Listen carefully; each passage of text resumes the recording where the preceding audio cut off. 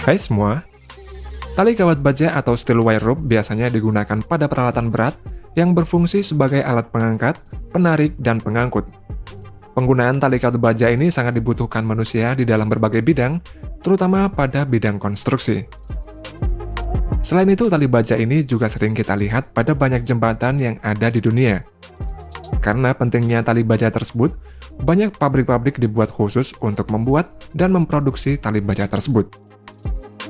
Nah, berikut ini adalah sejarah singkat dan proses pembuatan tali baja. Fungsi dari tali baja sendiri sangat beraneka ragam dan hampir di segala bidang membutuhkan tali baja ini. Misalnya di bidang perkapalan, bidang konstruksi, dan bidang transportasi. Untuk fungsi tali baja di bidang konstruksi ini banyak digunakan pada kren untuk mengangkat alat berat seperti pipa, beton, besi, dan lain-lain.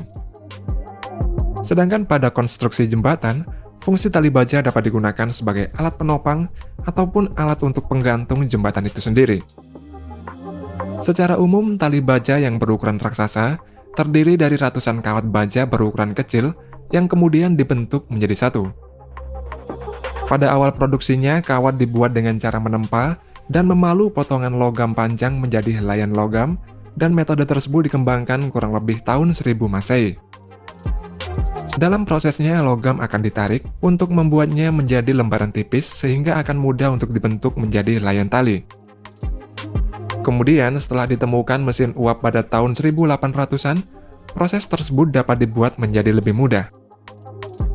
Sekitar tahun 1831 sampai 1834, Wilhelm Albert dari Jerman menciptakan tali kawat modern untuk digunakan di penambangan Jerman.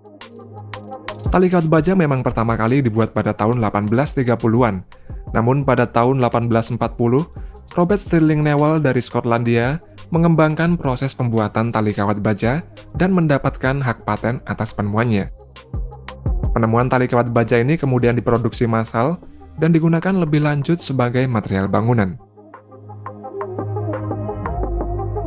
Dalam industri modern sekarang, proses pembuatan tali baja ini terdiri atas beberapa proses. Yang pertama adalah pemilihan kawat baja sebagai bahan baku utama untuk pembuatan tali baja. Sebelum masuk pabrik pembuatan tali baja, kawat baja akan dicek terlebih dahulu ukuran diameter dan grade-nya tergantung untuk penggunaan dan permintaan konsumen.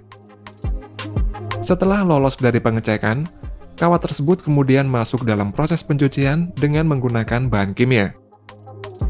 Pencucian dengan bahan kimia tersebut dilakukan untuk membersihkan kotoran dan terhindar dari karat.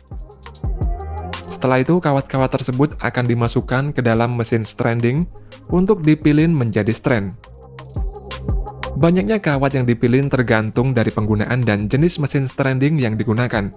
Namun umumnya terdapat 19, 36, dan 64 kawat dalam sebuah mesin stranding. Dalam proses stranding ini, kawat-kawat tersebut akan diberi pelumas yang berfungsi untuk memperlancar proses pemilinan saat disatukan menjadi strand.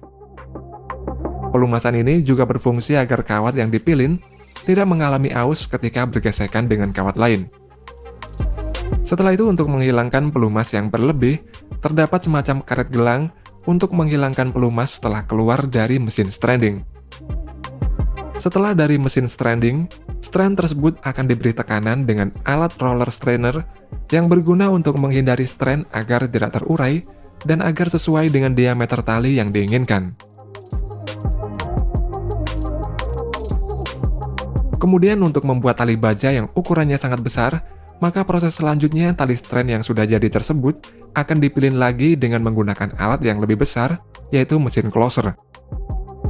Dalam prosesnya, strand-strand ini akan dipilin mengelilingi core, dan di dalam proses ini juga membutuhkan pelumasan agar tali dapat dipilin dengan mudah. Setelah tali baja jadi, tali baja tersebut akan melewati mesin roller calibration yang berfungsi untuk memadatkan tali sehingga mendapatkan ukuran yang telah ditentukan. Kemudian, tali baja tersebut akan digulung pada sebuah drum yang sangat besar. Sebelum dijual ke konsumen, proses selanjutnya adalah dilakukan pengujian pada beberapa sampel tali baja pada ruangan quality control dengan menggunakan mesin penguji. Mesin penguji ini akan menarik kedua sisi tali baja sampai putus. Hal ini dilakukan untuk melihat berapa ton kekuatan maksimal tali baja tersebut dapat menahan suatu beban.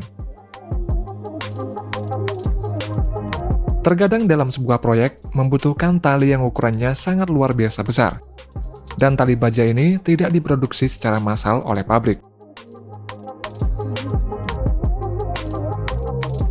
Untuk tali baja raksasa seperti yang digunakan untuk proyek di Belanda ini, mereka memesan secara khusus pada sebuah perusahaan spesialis pembuat tali baja raksasa. Pada prosesnya hampir sama dengan proses pembuatan tali baja di sebuah pabrik. Namun mesin strandingnya ini memiliki ukuran diameter yang lebih besar. Tali baja yang dibuat oleh sebuah pabrik akan dipilin lagi mengelilingi kor tali sehingga membentuk ukuran tali dengan diameter yang sangat besar. Setelah tali baja ini jadi, maka tali baja ini akan dikirim ke proyek tersebut.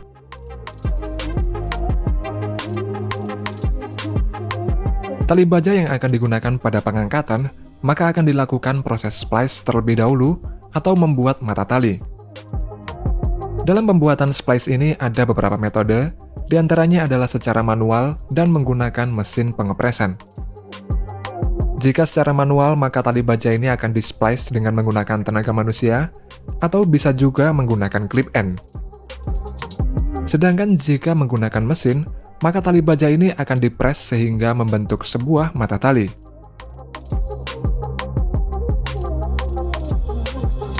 Kemudian jika ada permintaan tali baja untuk digunakan dalam sebuah pertambangan, maka tali baja tersebut biasanya akan diberi lapisan plastik untuk membuat tali baja lebih tahan lama. Lapisan plastik tersebut terbuat dari plastik yang berwarna dan dicairkan dengan mesin ekstrusi. Kemudian tali baja tersebut akan dilapisi cairan plastik tersebut sambil melewati mesin ekstrusi. Setelah keluar dari mesin ekstrusi, tali baja ini akan diberi air yang berguna untuk mendinginkan dan mengeraskan cairan plastik pada tali baja. Selain untuk melapisi tali baja, plastik tersebut juga berfungsi sebagai bantalan, mencegah keausan, dan memperpanjang umur tali baja sampai dengan 50%. Kemudian tali baja yang sudah jadi akan diberi label peringatan, label identifikasi, dan sertifikat SWL atau Safe Working Load sebelum dikirim dan dipasarkan ke konsumen. Safe Working Load atau beban kerja aman adalah beban maksimum yang dapat ditanggung oleh tali pada saat tali digunakan untuk mengangkat atau menarik. Sebuah tali baja tidak boleh digunakan untuk mengangkat beban melebihi SWL yang tertera pada label sebuah tali baja. Dan label SWL ini juga mempermudah operator kren atau pekerja lain dalam menentukan tali sesuai dengan kebutuhan di lapangan.